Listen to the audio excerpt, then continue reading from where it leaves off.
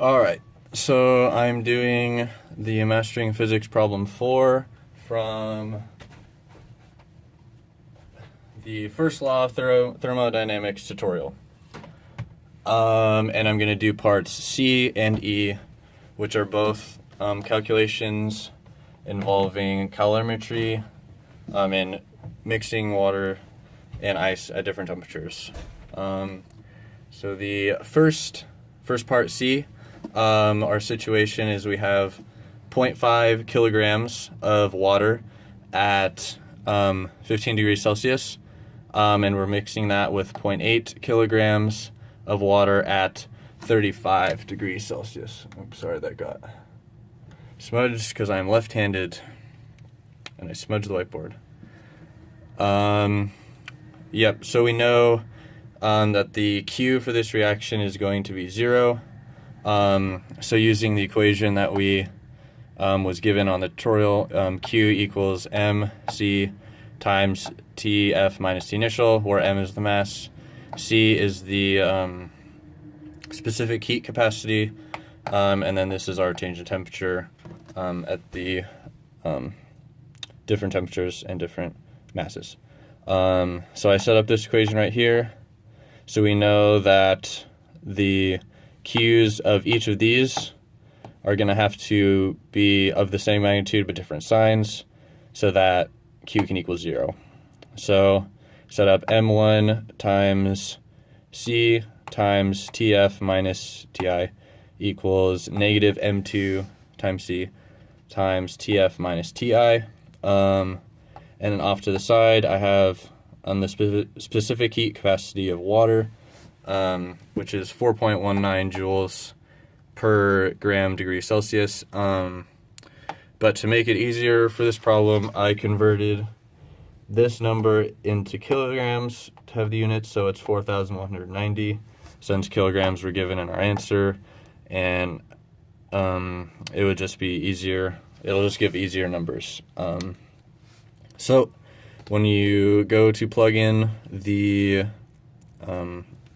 constants, we have 0.5 kilograms, 4,190 joules per, I should say kilogram degree Celsius on both of these because I converted it. And then T final minus 15, which is the initial temperature for this mass of water, goes into these 2 points right here. And then on this right side, we have the mass from up here, 0.8, and it's negative. I guess I could explain why it's negative, because we know this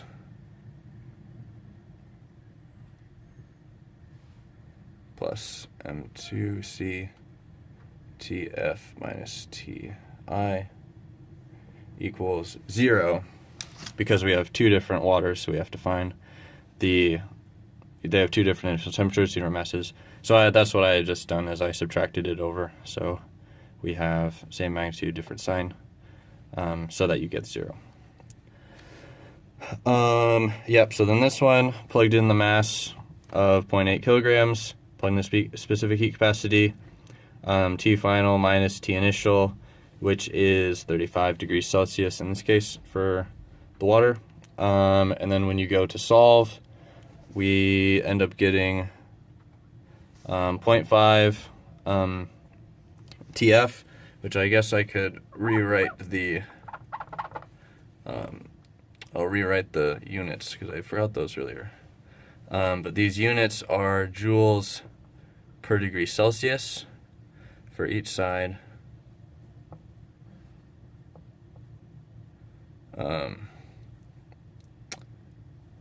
That's a negative right there. That's a negative. And so what I had done is, because you multiply by this term on both sides, you can just cancel it out. It makes it a lot easier. You don't have to multiply by 4,000 anymore.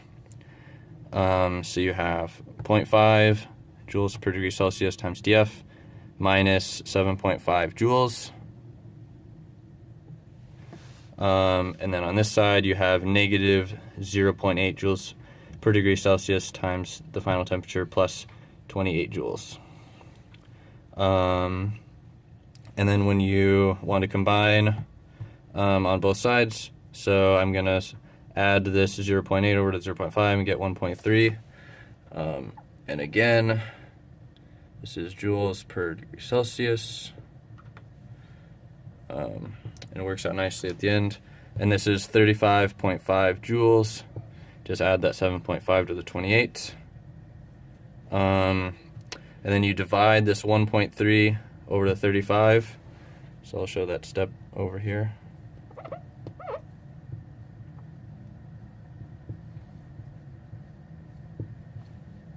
So this is joules, and this is joules per degree Celsius, and it works out that when you divide them, the joules cancel, and you're just left with degree Celsius, which is what we wanted.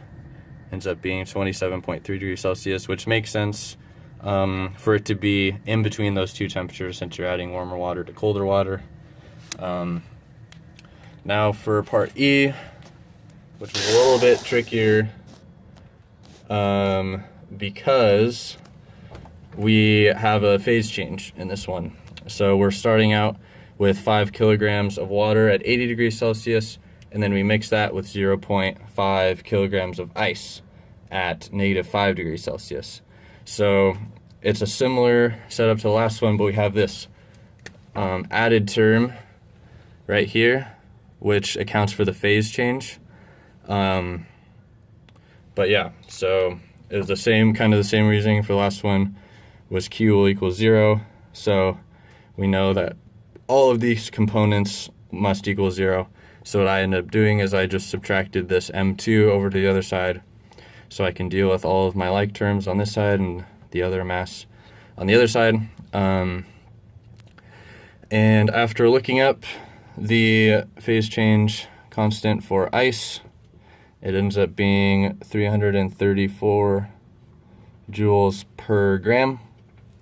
So that's the constant that I use right here. So I start plugging my terms. I thought that it would be easier to convert to grams for this one, since this is in grams, and it doesn't end up canceling on the other side. So this is what I did. I labeled the ice as mass 1, since there's two terms. That's how I did it. And then the water was mass 2. So my mass 1, I plug in 0.05 kilograms or 50 grams. Multiply that by 334 joules per gram, which is the LF here. And then you add that to this term, which is the same as part C, plugging in 50 grams. Forgot my units again. Specific heat capacity, change in temperature, which is TF minus 0, because we're going until it freezes, or until it stops freezing, basically, because it will melt completely. The end temperature won't be negative because it's so hot, and there's much more water here than there, so it makes sense that the ice will melt.